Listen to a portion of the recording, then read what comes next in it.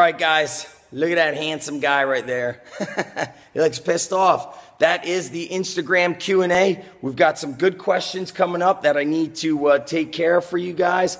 And these two questions are both business related. I get a lot of strength coach, garage gym, warehouse gym, business type questions. That being said, I'm going to be opening up a coaching group. We're going to have a private group.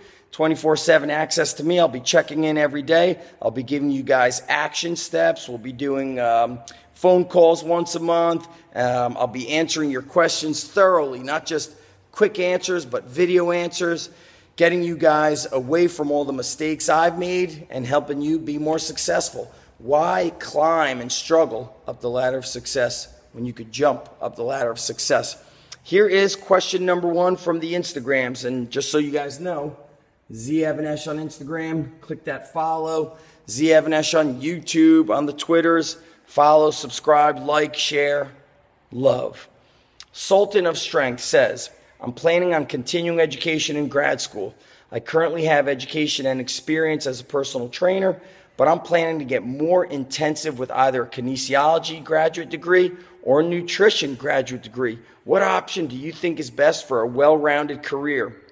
Sultan of Strength, I love this question. My master's degree is in health education. My plans before I was a strength and conditioning coach was to become a college professor. And before being a college professor, I planned on moving up and being an administrator. I wanted to change the world. I wanted to go beyond the classroom, beyond the impact I had in one school and start impacting a school district, then impacting a university. This is 2001, 2002, 2003. This is before the boom of the internet, knowing the impact we can have now with our education and our knowledge, utilizing the interwebs.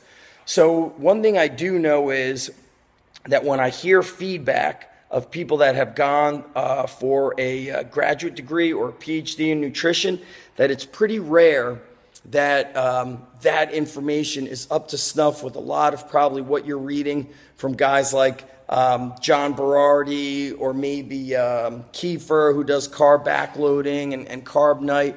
They have these very unique nutritional methods, ways for people to put on muscle, burn fat, really do transformation, whereas we still see a lot of these nutrition programs talking about the food pyramid and being a bit outdated.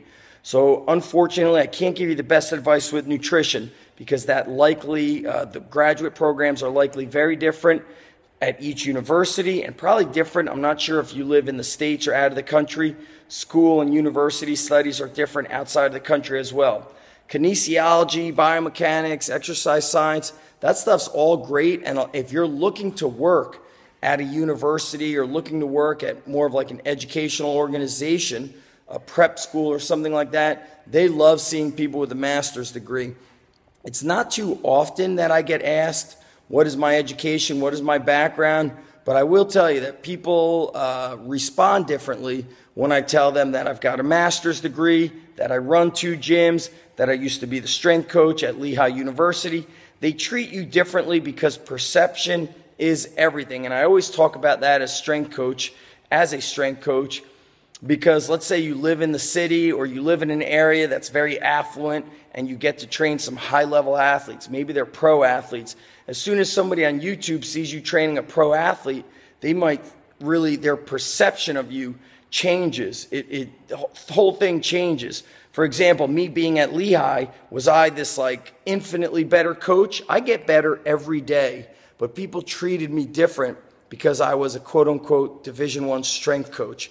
Whereas that didn't change. I was always getting better no matter what. So perception is everything. So if you're very excited about schoolwork and continuing education, then I'm going to highly recommend you go for it. I'm just not so sure about the nutrition. And there's great nutrition stuff you can learn online. I mean, Rob Wolf has his PhD. So I think better people to ask are going to be John Berardi, Rob Wolf, people like that. Let's go to the next question that's also a strength and conditioning, quote, or fitness industry kind of thing. This is from TBC 2015. What is the biggest pitfall you would say to avoid when starting out in your own place? Love this question. It's tough to say the biggest pitfall, but I'm going to put my money on this one. And I've seen guys do it ever since I started my certification. People that are strength coaches tend to have this fanatical obsession with strength. You're so in love with training that you're willing to just give up your great job, your pension, your all these things, even when you have a family, even if your wife doesn't have a job, even if you've never trained anybody. It's like they'll quit it all. They'll rent a garage gym like this. They'll put in equipment, and then they'll roll open the garage door and say, hey, train with me. And then they struggle to find clients, and they don't understand jack shit about the necessities. The unfortunate necessities is that you must market your services. So if you don't do some sort of pre-marketing before you even open your gym, some sort of a founders club, some sort of a pre-sale that's starting several months in advance. I just did a mastermind with my friend, and he taught the whole system. So guys, you got to get on my newsletter because that's where I announced it. Go to undergroundstrength.tv, subscribe for the Underground Strength Insider. That's where I really invite the serious people, because I like to see who goes the extra mile. Most people, they just want to learn from social media.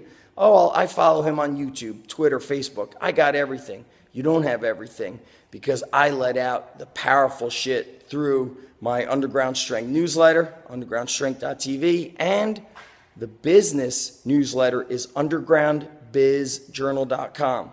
So the biggest mistake is, putting yourself in debt, not doing any kind of marketing beforehand, opening up the garage doors, and now what do you have? You have rent. You're not making money because you quit your job. You turned into a fucking moron. So what I always say is start small, do it part-time, and prove that your part-time business of being a strength coach, a fitness coach, can exceed your full-time income. And that's what I did.